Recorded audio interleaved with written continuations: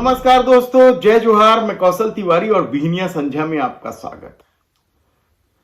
संघ प्रमुख मोहन भागवत पर प्रहार करके चर्चा में आए बाबा रामदेव क्या सचमुच आपराधिक प्रवृत्ति के हैं?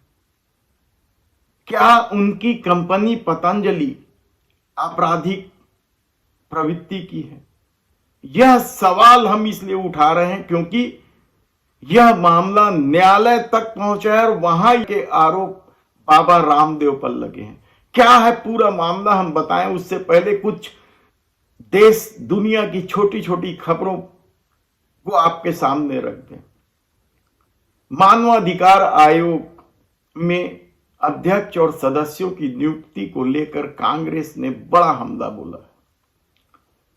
उन्होंने कहा कि पहले से ही सदस्य तय कर लिए गए थे, बैठक औपचारिक थी और बहुमत के आधार पर अध्यक्षों और सदस्यों की नियुक्ति कर ली गई।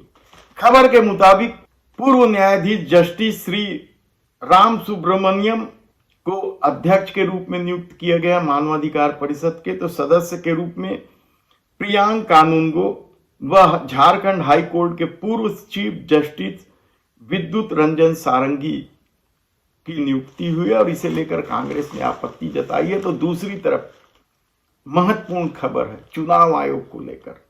सरकार अचानक चुनाव आयोग को ताकतवर बना देती। आम लोगों के अधिकार पर कुठाराघात हुआ है कहा जाए तो गलत नहीं होगा, क्योंकि अब कोई भी डिजिटल दस्तावेज चुनाव आयोग का नहीं देख पाएगा।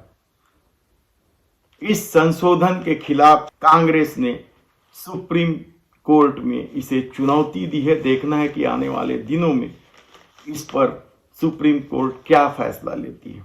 तो दूसरी तरफ गृह मंत्री अमित शाह के इस्तीफे की मांग को लेकर पूरे देश में बवाल मचा हुआ है। अलग अलग संगठन के लोग उनके इस्तीफे की मांग को लेकर आंदोलित हैं, प्रदर्शन कर रहे हैं, धरना दे रहे हैं, अनशन कर रहे हैं। लेकिन अभी भी पूरी भारतीय जनता पार्टी अंबेडकर के इस अपमान को स्वीकार करने की बजाय विपक्षी दलों पर ही आरोप लगा रही है और नफरती चिंटू तो इस मुद्दे से ध्यान भटकाने के लिए अलग अलग खेल खेल रहे हैं। और रामभद्राचार्य ने तो अब एक और बयान दे दिया है कि राम मंदिर निर्माण में संघ की कोई भूमिका नहीं है। हिंदू पहले भी थे जब संघ नहीं था। समझ लीजिए आप कि यह खेल अमित शाह को बचाने के लिए किस तरीके से खेला जा रहा है। लेकिन आज हम बात कर रहे हैं बाबा रामदेव की, उसी बाबा रामदेव की जो योग गुरु के रूप में अपने को स्थापित करने में लगे थे या स्थापित कर चुके हैं। पतंजलि के नाम पर उन्होंने कई तरह की दवाइयां और पता नहीं क्या क्या बेचने का खेल खेला। जिन्स की आलोचना करते रहे, जिन्स बेचने लग गए। लेकिन अब जो ताजा मामला कोर्ट पहुंचा है वह डाबर च्यवनप्राश का है।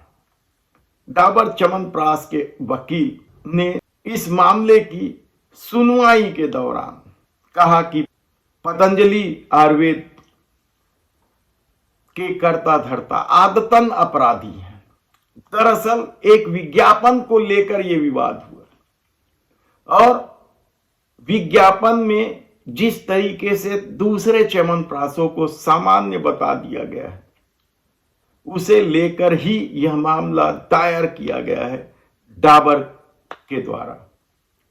और सुनवाई के दौरान यह बात कही गई डाबर के वकील के द्वारा। जस्टिस मिनी पुष्करना की कोर्ट में यह सुनवाई चल रही है और जस्टिस मिनी पुष्करना के सामने जब यह प्रकरण पहली बार आया तो वे चाहती थी कि कोर्ट के बाहर ही समझौता हो जाए और इसके लिए कोशिश भी की गई। लेकिन अब मामला सुनवाई में आ गया है। इसकी अगली सुनवाई